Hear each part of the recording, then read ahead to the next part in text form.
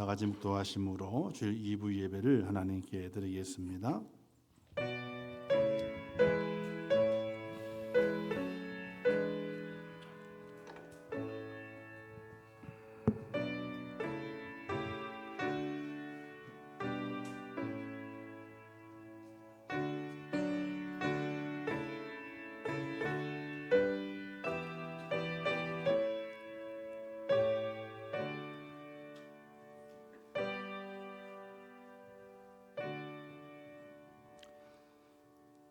내 백성이여 내 율법을 들으며 내 입의 말에 귀를 기울일지어다. 내가 입을 열어 비유로 말하며 예로부터 감추어졌던 것을 드러내려 하니 우리가 이들 그들의 자손에게 숨기지 아니하고 여호와의 영예와 그의 능력과 그의 행하신 귀한 사적을 후대에 전하리로다. 아멘. 자비로우시고 은혜로우신 하나님 아버지, 지금도 살아계셔서 우리의 모든 삶을 섭리하시며 우리의 부족함과 우리의 나약함과 우리의 모든 허물들을 긍휼히 여기시는 아버지 하나님, 오늘 그의 백성들이 믿음을 가지고 주의 전에 올라와 하나님을 예배합니다. 진실한 예배자가 되게 하시고 하나님의 영광을 위한 참 예배자의 모습으로 설 수 있도록 저희를 도와주시옵소서. 이 예배를 받아주실 것을 믿사오며 예수님의 이름으로 기도하옵나이다. 아멘.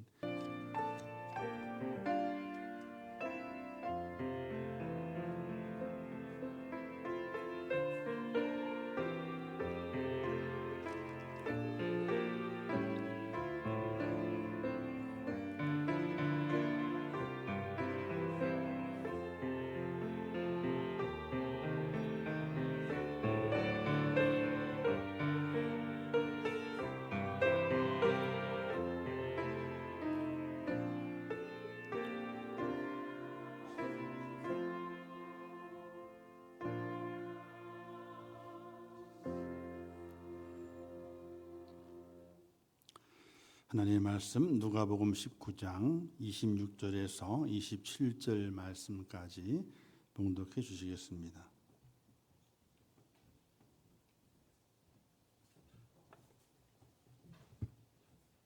오늘 우리에게 주시는 하나님의 말씀 봉독하겠습니다.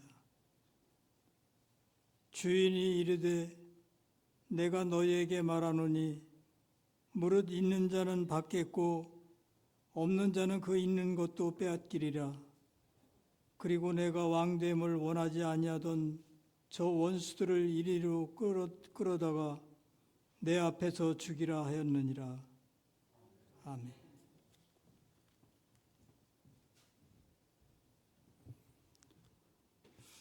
이제 코람들 성가대 하나님께 찬양 응원 돌리겠습니다.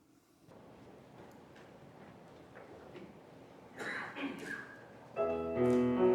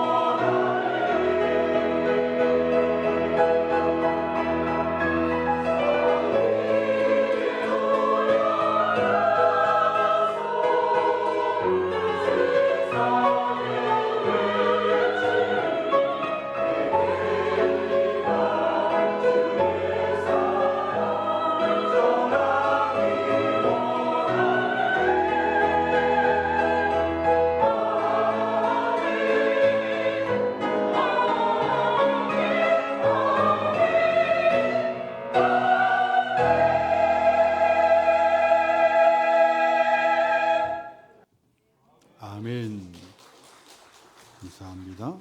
기도하겠습니다. 하나님 아버지, 은혜와 사랑을 감사합니다.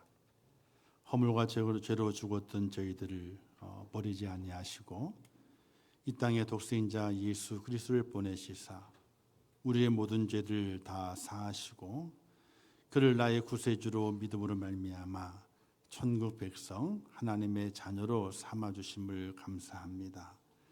그 하나님을 예배하고 그 구원의 하나님 앞에 감사합니다. 이 시간 우리의 감사와 우리 예배를 받아주시고 하나님의 크신 은혜가 우리에게 임하여서 더 큰 감사가 있는, 더 간절한 예배가 있는 믿음의 사람이 되게 하여 주시옵소서. 지난 주간 동안에 우리의 허물과 죄가 또 많습니다. 말씀대로 살려고 몸부림쳤지만은 세상의 유혹과 시험과 또 고난과 환난 속에서 넘어져서 하나님의 말씀대로 살아가지 못했던 우리의 모습들이 발견됩니다. 하나님이 너무나 부끄러운 가운데 있사오니 저희를 긍휼히 여기사 우리의 모든 허물과 죄를 다시 씻겨주시고 하나님의 거룩함을 닮은 믿음의 사람이 되게 하셔서 하나님을 예배하며 찬양할 때에 새 힘을 얻을 수 있도록 하나님이여 저희를 도와주시옵소서. 고난 중에 있는 성도들, 아픔 중에 있는 성도들, 또 병원에 있는 성도들, 하나님께서 그들을 기억하사 그들이 처한 현장 속에서 감사를 잃어버리지 않도록 하나님께서 도와주시옵소서.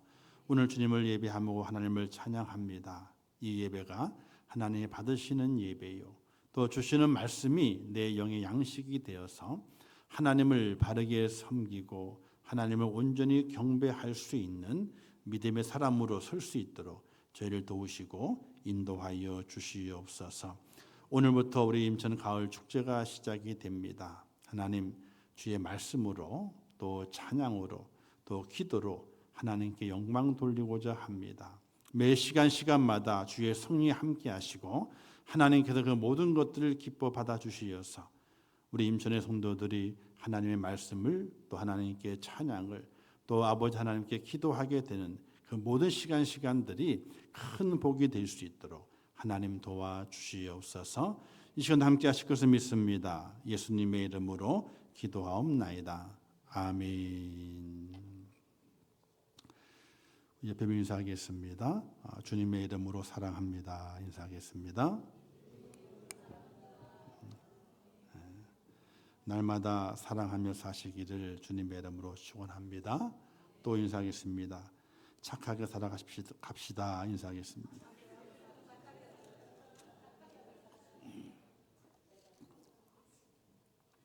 착하게 사세요. 자, 오늘 말씀이 있는 우리가 이제 26절, 27절 두 절만 읽었지만은 사실 말씀이 11절부터 시작이 됩니다. 예수님께서 왜 문화거든요. 문화의 비유를 드셨느냐? 문화는 이제 한 데나리온의 좀 더 큰 단위입니다. 그래서 달란트보다는 좀 더 작은 단위입니다. 달란트가 예를 들어서 100이라면은 문화는 30 정도가 되는 3분의 1 정도의 가치가 있는 돈입니다. 이 문화의 비유를 드신 이유가 어디에 있느냐? 제자들의 마음 자세 때문에 그랬습니다. 예수님께서 예루살렘으로 다 올라가시는 중에 삭개오도 만나시고 또 이제 환영도 받으시고 이런 여러 과정을 쭉 걷습니다. 그런데 예수님께서 예루살렘 가까이 오시게 될 때에 제자들의 마음이 어떤 마음이었냐면요, 많이 들떴어요. 야, 예수님이 이제 이 능력을 많이 베푸시면서 예루살렘으로 올라가시는구나. 그런데 예루살렘에 올라가시게 되면 어떤 일이 벌어질까? 그들은 꿈을 꿨어요. 이 꿈이라는 게 잠자다 꿈꾼 것이 아니고 소망을 가진 겁니다. 예루살렘으로 올라가시는 예수님께서 이제 드디어 왕이 되시려는구나. 왕이. 그런 마음이 들떠. 왜? 예수님의 공생애 동안의 제자들의 관심은 예수님이 나타내는 기적이 아니었어요. 예수님을 따라다니는 많은 군중들의 관심이 있는 것이 아니었어요. 예수님이 베푸시는 많은 사역 속에서 하나님의 뜻이 무엇인가를 알려는 데 관심 있는 것이 아니었어요. 제자들도 일반 사람과 똑같이 예수님께서 우리의 왕이시라고, 그러면 실제적으로 이 나라의 왕이 되실 것이라고 하는 기대를 가진 거예요. 그래서 성령 곳곳마다 노상에서, 길바닥에서 제자들이 쟁론하더라. 쟁론은 뭐냐면요, 이 삿대질하고 싸우는 거예요. 삿대질하고. 근데 그 이유가 왜 싸웠느냐? 야, 우리 12명의 제자 중에서 누가 큰 자냐? 큰 자냐? 누가 예수님의 옆에서 보좌하고 이 높은 자가 될 것인가? 여기에 관심을 가지고 그들이 쟁론을 했던 거예요. 예수님 보시게 될 때에 한심할까요? 안 한심할까요? 한심해요. 예수님께서 왜 예루살렘에 올라가셨나요? 따라서 하겠습니다. 예수님은 죽으러 가신다. 예수님이 예루살렘 올라가시는 이유는 죽으러 가시는 거예요. 그런데 제자들은 예수님의 죽음에 대한 예고, 내가 제사장들과 서기관들에게 고난을 받고 박해를 받아서 내가 죽으리라.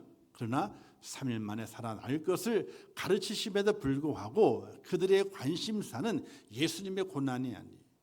십자가의 죽으심이 아니고 다시 부활하시는 그 관심 있는 것이 아니에요. 예수님께서 왕이 되신다는 것에 관심이 있었어요.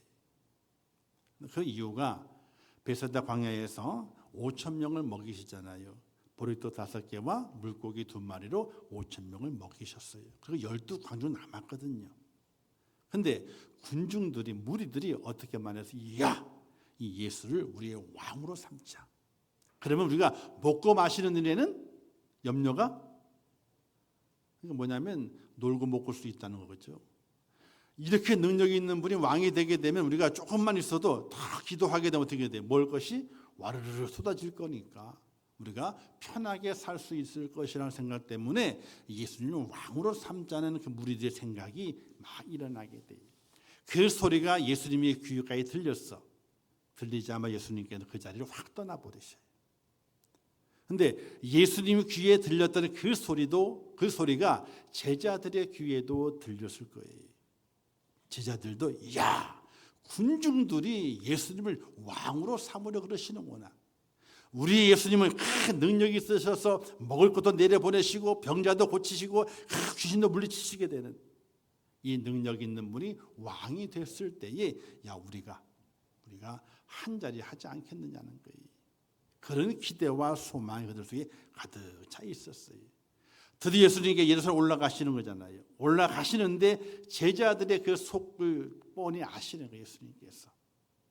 그래서 아직은 깨닫지 못하지만은 그래도 그들에게 말씀하신 것이 바로 이 문화의 비유예요. 이 내용을 간단히 그렇죠. 한 귀인이 왕위를 받아 가지고 오려고 먼 길을 떠날 때에 10명의 종들에게 10문화를 맡겨두고 떠났다. 결과적으로는 한 문화 받은 사람이 5개를 남기고 한 문화 받은 사람이 몇 개를 남겼어요? 한 문화 받은 사람이 10개를 남기고 한 문화 받은 사람이 5개를 남기게 됐어요. 그런데 한 문화를 받은 사람이 또 있었잖아요.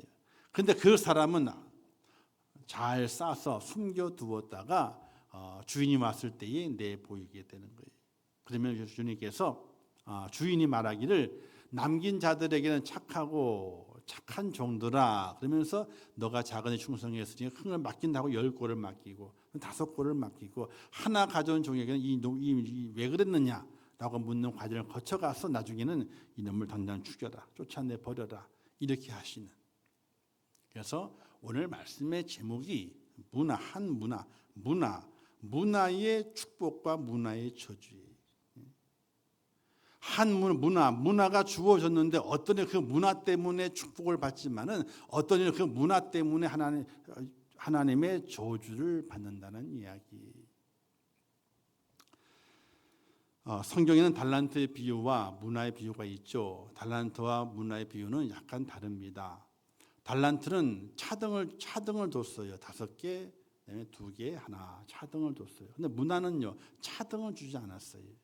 또 달란트의 비유는요, 어떤 재능으로 많이 이야기할 수 있습니다. 사람마다 재능이 있죠. 그 재능의 크기가 다 다를 수 있습니다.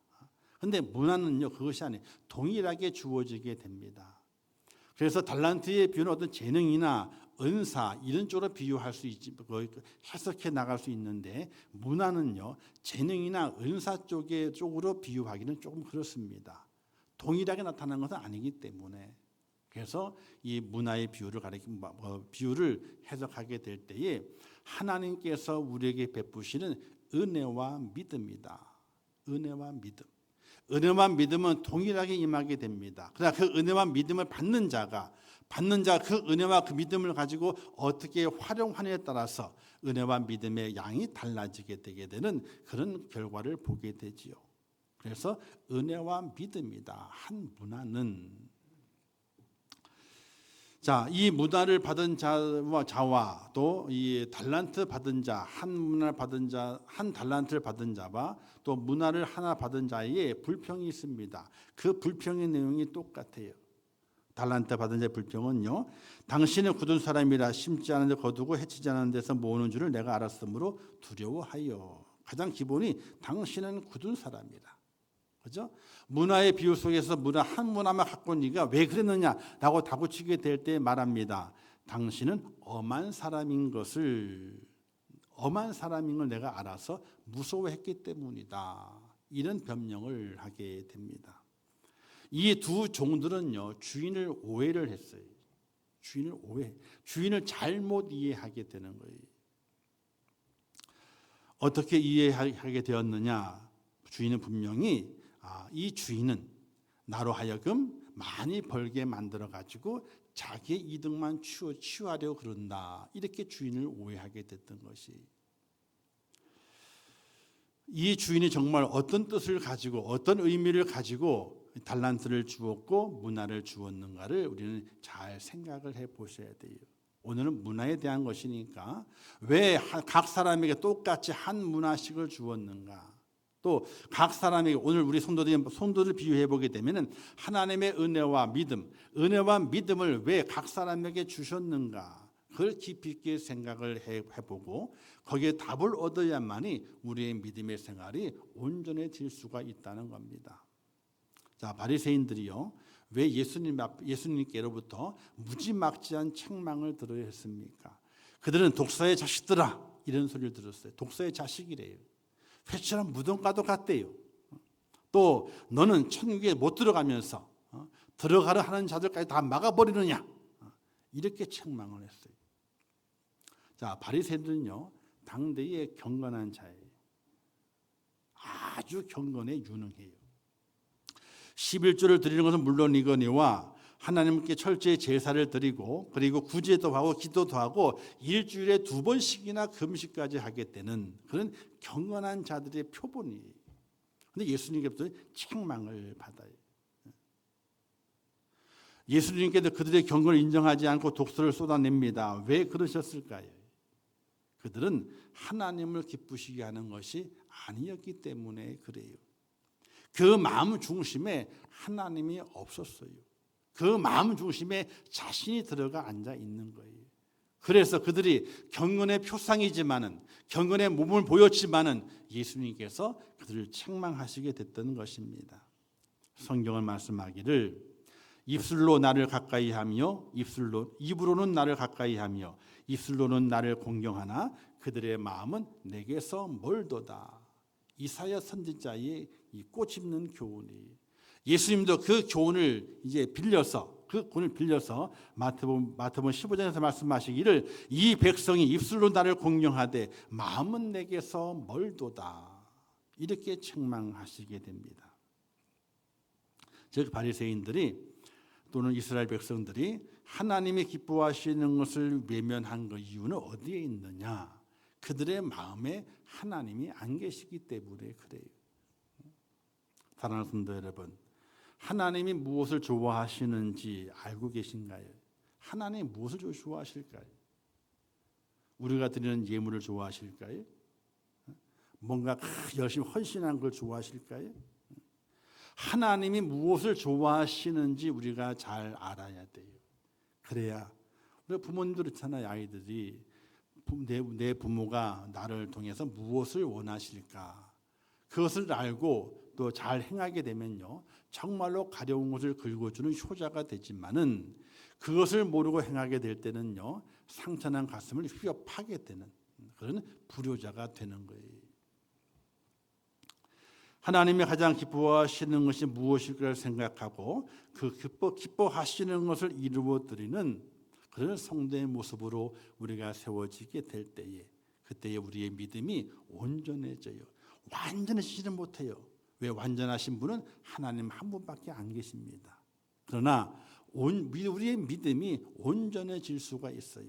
이 온전하다고 하는 것은 뭐냐면 하나님께도 영광이 되고 자신에게도 복이 되며 또 자신의 주변에게도 유익이 되는, 덕이 되는 그런 사람이 될 수 있다는 것이.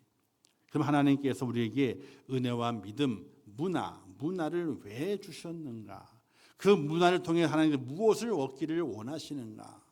첫 번째는요, 하나님께서는 예배 받기를 좋아하세요. 예배 받기를 좋아하세요. 우리는 성경에서 사울 왕이 하나님께 버림받는 사건이 있습니다. 아말렉과 전쟁에서 하나님께서 이 모든 재물 사람이 다 죽여버리고 다 모두 다 하나님께 번제를 드려라 이렇게 명령을 내렸습니다. 근데 전쟁을 다 치르고 나는데 양 소리가 들리고 소 소리가 들리는 거예요. 이게 뭐냐? 그때 뭐라 그럽니까? 아이고 너무 물건이 좋아가지고 하나님 앞에 제사 드리려고 남겼나이다. 이렇게 말합니다. 뭐 여차여차 다 끝난 다음에 사무엘이 사울 왕에게 말합니다. 여호와께서 번제와 다른 제사를 그 목소리 청종하는 것을 좋아하십니까? 좋아하시겠느냐? 순종이 제사보다 낫고 듣는 것이 수양의 기름보다 나으니. 이렇게 책망하고 하나님께서 당신을 버렸습니다. 이런 말씀과도 연이어하게 됩니다. 그런데 이 말씀을 우리가 들으면서 하나님은 재물을 안 좋아하셔. 제사를 안 좋아하셔. 하나님 말 순종하는 걸 좋아하시는 거야. 그렇게 강조하다 보게, 순종을 강조하다 보게 되니까 제사를 등한히 여겨요. 그럼 하나님께서는 제사를 안 좋아하시고 순종만 좋아하시는가? 절대로 안 그래요. 하나님이 제사를 좋아하세요. 하나님이 예배를 좋아하세요. 근데 어떤 마음이 있는 자, 하나님 앞에 믿음을, 순종하는 믿음을 가지고 예배하는 자의 그 예배를 받으신다는 거예요. 왜 예수님께서 바리새인들의 그 행함에 그 겉으로 드러나게 된 그 경건을 외식하는 자라 그러면서 독사의 자식이라, 회칠한 무덤과도 같다 말씀하셨습니까? 그들 속에 하나님이 안 계셨어요. 형식만 있었어요. 오늘 하나님께서는 우리의 예배를 기뻐 받으십니다. 그냥 예배가 아니라 그 속에 내 속에 하나님이 담겨져 있는 그 예배 받기를 좋아하시는 거예요. 그래서 예배 드리기를 애써야 돼요. 힘써야 돼요. 제가 얘기한 적이 있죠. 몇 번 얘기했으니까 아실 겁니다. 현세가 있고 은채가 났을 때에, 은채는 이제 100일도 안 됐습니다. 안고 와야 돼요. 포대기에. 그리고 현채는 이제 걸음마를 걷습니다. 6년 차이 나니까 걷죠. 초등학교는 아니지만은 유치원생이기 때문에 걷습니다. 수요일이었어요. 제가 그 교회에 있는데 전화가 왔습니다. 교회를 못 오겠대. 왜? 그랬더니 너무 힘들고 아프대. 그럼 뭐라 그럴 거예요? 여러분들은? 아이고 몸도 아프다. 좀 쉬어. 그러면 쉬고 그냥 좀 잘 조리해. 그럴 거 아니에요? 제가 뭐라 그럴게요? 아파 죽겠다는데. 전화에다 대고 교회에 와서 죽어. 교사를 딱 끊어버렸어. 죽으라 그랬어요. 교회에 와서. 그리고 예배 시간에 대해 가게 되는데 밖을 너저시 봐요. 근데 얼굴이 벌게져 있어가지고 아기를 안고 포대기에 안고 어깨에 메고 그리고 손잡고 오는 거예요. 제가 그때 차가 있었습니다. 아버님이 주신 차가 있었어요. 그 엑센트라고 차가 있었습니다. 차를 가지고 데리고 오면 올 수 있어요. 시간이 좀 더 퇴근 시간에 걸리기 때문에 수요일이기 때문에 걸리지만 갔다 올 수 있습니다.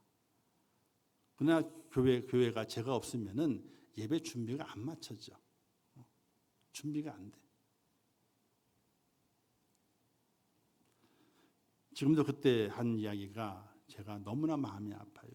차라리 그때 그래 수요일인데 뭐 괜찮으니까 좀 쉬고 좀 약도 사 먹고 좀 그래 이럴 수 있어요. 근데 전화해도 되고 교회 와서 죽어. 그리고 전화를 딱 끊었어.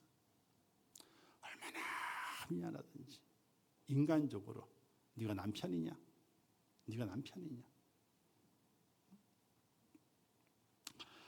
우리가 하나님에 대한 예배를 생각하게 될 때에 그냥 시간이 되니까 예배를 드리고 환경이 되니까 예배를 드리고 그런 예배를 하나님께서는 기뻐하지 않으세요. 환경이 안 돼. 정말 힘들어. 어려워. 장애물이 많아. 그럼에도 불구하고 하나님을 예배합니다. 그 예배를 하나님께서 너무나 귀중히 보시는 거예요. 이제 우스갯소리로 제가 나중에 지난 다음에 이제 제가 집사람에게는 미안하다는 얘기는 잘 안 해요. 다른 사람은 잘해도. 당신이 그랬잖아 옛날에. 예배를 가장 많이 드리는 사람한테 시집 가겠다고.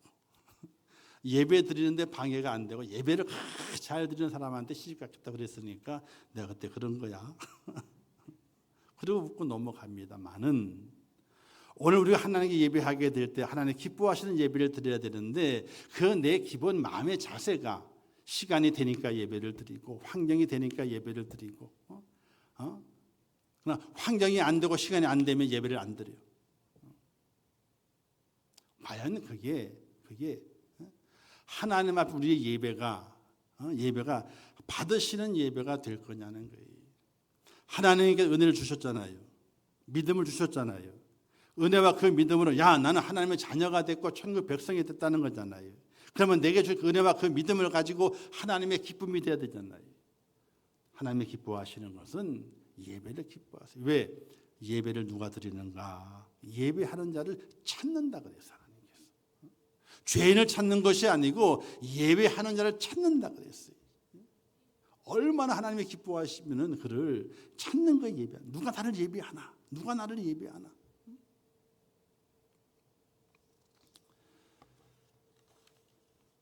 사랑하는 성도 여러분, 영락교회를 담임하셨고 한국의 성자라고 불리셨던 한경지 목사님도 그가 많은 제자들이 인사 왔을 때에 정신이 온전할 때에 그분도 치매로 돌아가셨거든요. 마지막에는 온전하셨을 때에 얘기했답니다. 예배 잘 드려. 목사들에게. 아니 목사님이 예배 잘 드리잖아요. 그죠? 근데 예배 잘 드리래요. 예배 잘 드리래. 여기는 큰 의미가 있어요. 이 마음속에 하나님이 계신 예배, 그 예배를 드려라. 그리고 높은 또 숭의교회 알죠? 그 큰 교회 있잖아요. 김동호 목사님도 그가 은퇴하면서 이제 많은 사람들에게 은퇴 설교를 하잖아요. 그때 이런 설교를 했답니다. 나는 평생 목회를 하면서 누구 못지않게 많은 사역을 했다. 그러나 그 중에서 가장 중요한 사역은 예배였다. 이렇게 고백을 했대요. 정말 많은 사역을 했어요. 너무나 많은 사역을 했어요. 근데 그 중에 가장 중요한 사역이 예배 사역이라는 거예요. 사랑하는 성도 여러분, 하나님 앞에 온전한 예배의 삶을 살아가는 내가 받은 은혜와 그 믿음을 가지고 예배를 심어가는 그런 축복자 꼭 되시기를 주님의 이름으로 축원합니다. 두 번째는 하나님께서는 기도하는 자를 기뻐하십니다. 시편에 보게 되니까 여호와께서 자기의 간구하는 자 곧 진실하게 구하는 자, 모든 자에게 가까이 하시는도다. 기도하는 자를 가까이 하신대요.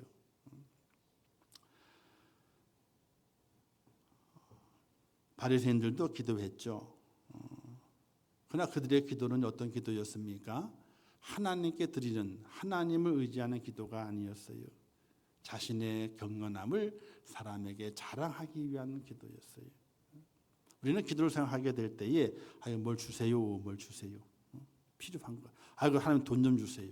먹을 거 주세요. 아이고 집을 주세요. 요즘 집값이 난리라는데 집을 주세요. 그게 기도인 줄 알아요.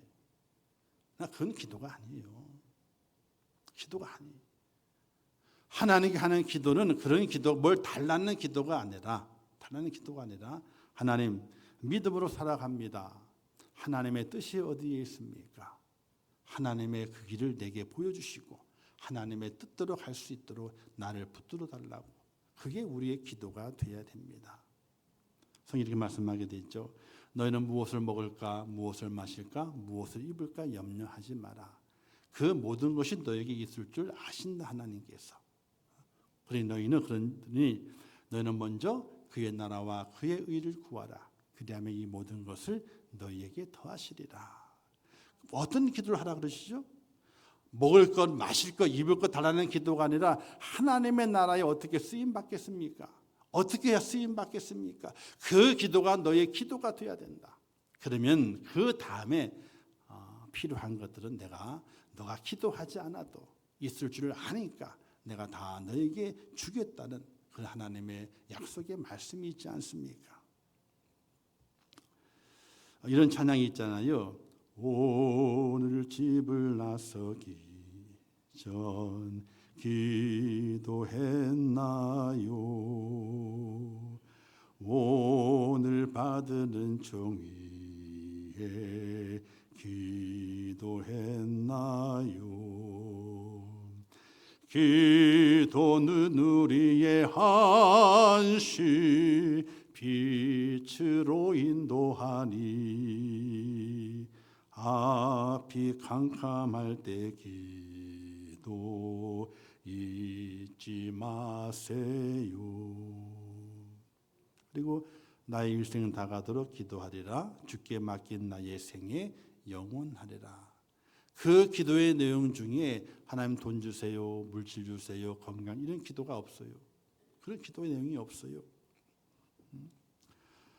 하나님의 은총, 오늘 받을 은총을 위해서 기도하는 그런 하나님의 사람이 되기를 하나님께서 원하시고, 내가 너에게 은혜를 베풀고 믿음을 내게 주었는데 너는 그것을 가지고 내게 기도해야 된다. 그것을 가지고 기도해야 된다. 우리에게 말씀하시게 됩니다.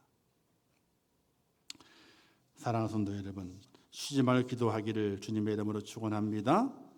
깨어서 기도할 수 있기를 주님의 이름으로 축원합니다. 자, 마지막 세 번째는요, 헌신의 열매를 맺기를 원하세요. 자, 헌신. 자, 우리가 헌신을 생각하게 될 때에, 하나님 헌신해야지. 그걸 헌신을 해야지 하나님께서 복을 주시오. 거의 이런 설교를 참 많이 들었습니다. 저도 그런 소리 많이 했죠. 그런데 가만히 곰곰이 기도하고 생각해 보게 되면 헌신은요, 심는 씨앗이 아니에요. 거둬주는 열매예요. 거둬주는 열매. 즉 하나님이 주시는 은혜와 그 믿음을 가지고 예배를 심고 예배를 드립니다. 그 기도를 합니다. 그 예배와 기도 속에서 뭐가 나타나게 되느냐? 열매가 나오게 돼 있어요. 그 열매가 헌신이에요. 수고하고 애쓰고 드리고 또 뭔가를 일을 해내고 하는 그런 헌신. 예배와 기도가 있은 후에 헌신이 거기 나오는 열매가 돼야 돼요. 하나님의 기뻐하시는 예배, 하나님의 기뻐하시는 기도, 그게 바로 좋은 나무가 되는 거예요. 좋은 나무가. 그 좋은 나무가 바로 좋은 열매를 맺어요. 예배와 기도가 없는데 열매가 맺혀져. 그러면 그 열매는요, 독이 될 수도 있어요.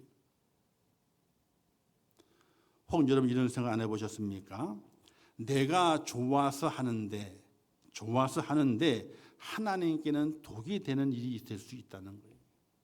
내가 좋아서 해요. 근데 하나님께는 독이 돼. 사도 바울이 변화되지 않았을 때에 하나님에 대한 열심을 품었어요. 너무 좋아서 그 일을 하는 것이. 그러나 그것이 하나님을 대적하는 것이 되고 말았잖아요. 그러나 변화되고 난 이후에 그때부터 사도 바울은 내가 살든지 죽든지 먹든지 마시든지 하나님의 영광을 위해 살겠다는 그런 고백으로 변화됐잖아요. 사도 바울이 이런 고백을 하게 되죠. 내가 그리스도와 함께 십자가 못 박혔나니 그런즉 이제 내가 산 것이 아니요 내 안에 그리스도께서 사신 것이라. 이제 내가 육체 가운데 사는 것은 나를 사랑하사 자기 몸을 버리신 하나님의 아들을 믿는 믿음 안에 사는 것이라. 이 고백을 했어요. 그 고백의 첫 단어가 뭔지 아세요? 내가 그리스도와 함께 십자가에 못 박혔다는 거예요. 우리가 성경에 보게 되니까 참 감람나무, 돌 감람나무의 비유가 있어요. 젖붙임의 비유가 있습니다. 우리는 원래 허물과 죄로 말미암아 저주받은 돌 감람나무예요. 돌 감람나무는요, 아무리 영양분을 줘봐야 어떤 열매를 맺어요? 돌 감람나무, 먹지도 못하는 열매를 맺어요. 그 열매를 맺게 되면 안 되는 거잖아요. 그래서 그 돌 감람나무가 자신을 잘라 버립니다. 자신의 뿌리를 버려요. 뿌리를 버리고 참 감람나무에 가져가가지고 거기에 젖붙임을 당합니다. 자기의 뿌리가 되는 돌 감람나무의 뿌리를 버린다니까요. 버리면 죽는 거잖아요. 죽는 거예요. 그리고 그 가지를 참 감람나무에 젖붙임을 딱 붙입니다.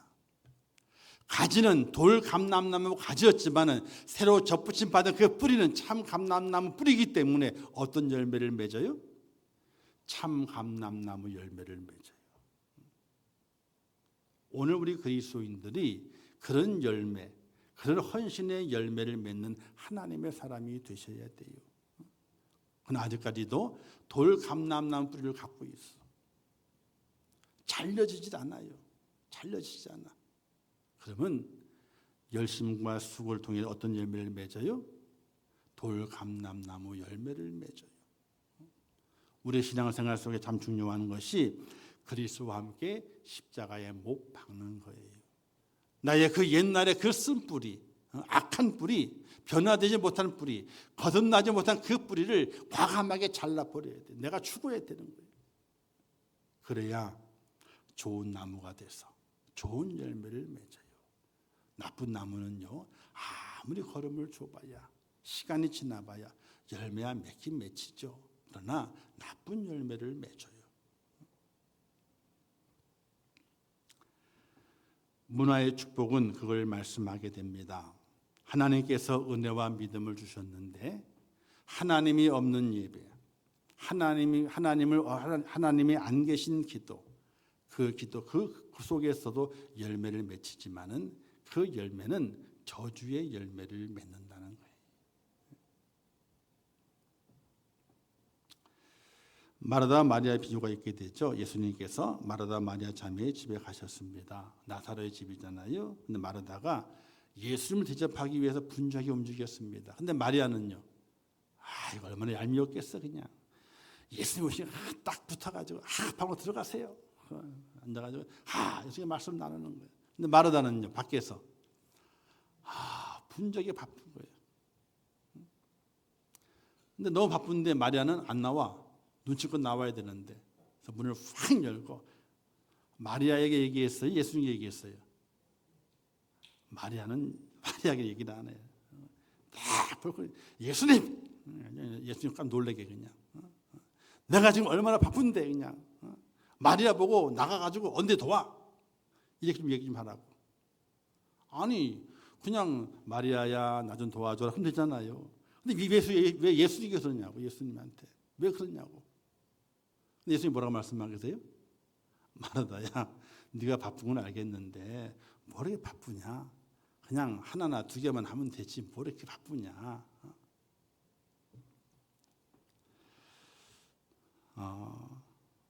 마르다는 염려와 근심 때문에 뭐가 생겼어요? 불평과 불만이 생겼어요. 헌신은요, 은혜와 믿음으로 하는 것이지 불평으로 하는 것이 아닙니다. 왜? 헌신은 바른 예배와 바른 기도 속에 나오는 열매이기 때문에 절대적으로 불평이 되는 것은 헌신이 아니에요. 헌신이 아니에요.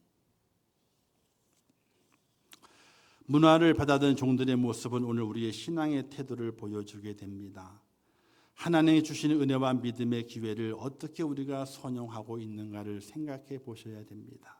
정말 내가 바른 예배를 드리고 있는가? 아니, 최선의 예배를 드리고 있는가? 세상에 많은 장애물들이 있지만 그 장애물들을 과감하게 아닙니다. 이건 하나님 이건 아니에요. 그리고 잘라버리고 하나님께 예배하는 예배자의 모습이 되는가? 세상의 것에 내가 손해를 보고 예배를 드리고 있는가? 기도하게 될 때에도 정말 최선의 기도. 하나님 나를 붙잡아 주시지 아니하시면 내가 죽습니다. 하나님. 그런 자세로 기도하고 있는가? 그 속에서 맺혀지는 헌신의 열매, 그 열매가 내게 축복이 되는 거예요.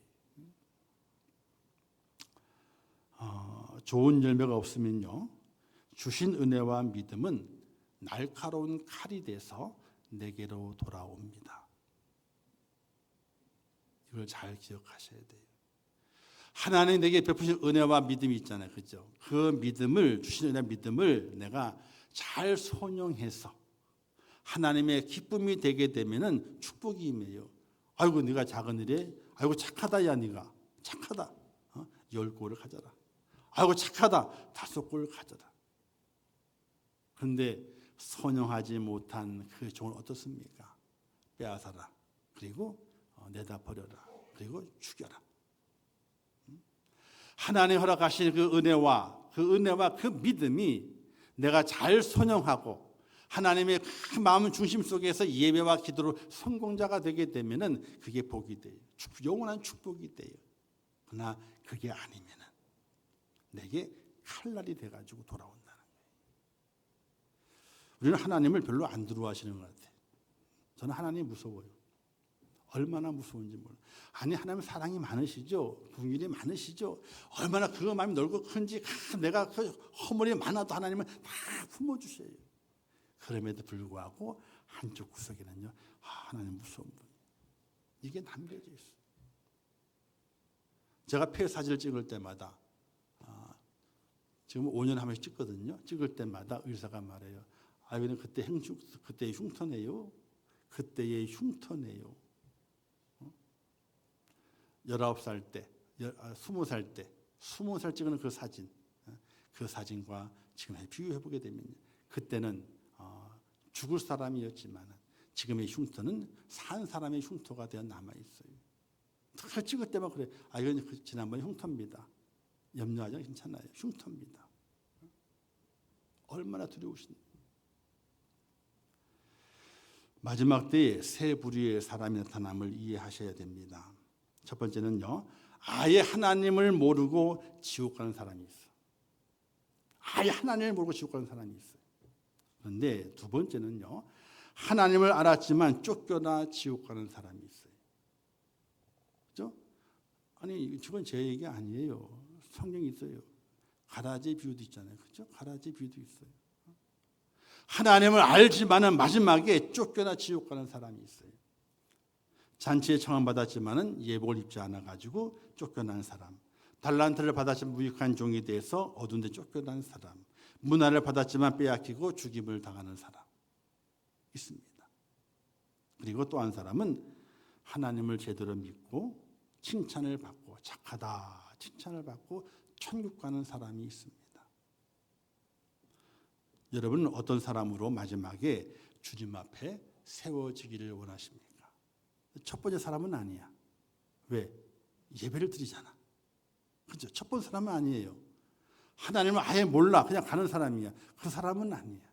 그러나 이 예배당 안에 함께 예배 드린 모든 이들 속에 두 번째 사람과 세 번째 사람이 함께 있어요.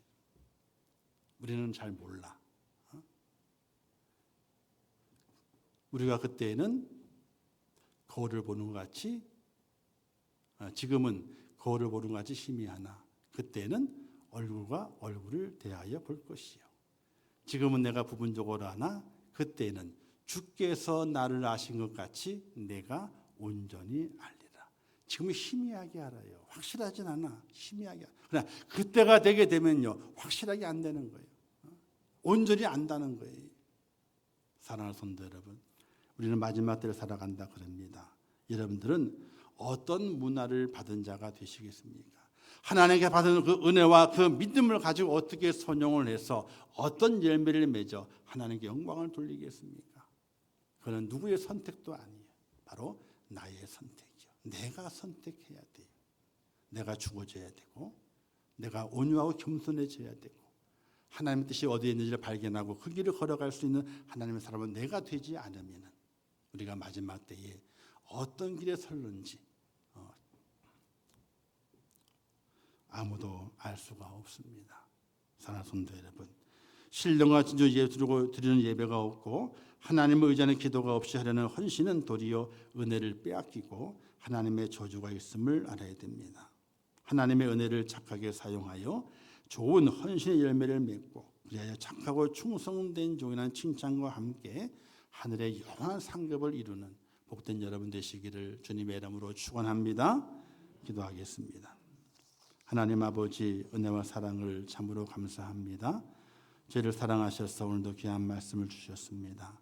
이 마지막 때에 하나님의 그 심판적인 말씀이지만은 이 말씀을 잘 은혜를 받아 잘 소화하여 내게 허락하시는 은혜와 믿음을 선용하여 하나님이 기뻐하시는 귀한 열매를 맺어 하나님의 칭찬을 받는 축복자가 될 수 있도록 은혜를 베풀어 주시옵소서. 예수님의 이름으로 기도하옵나이다. 아멘.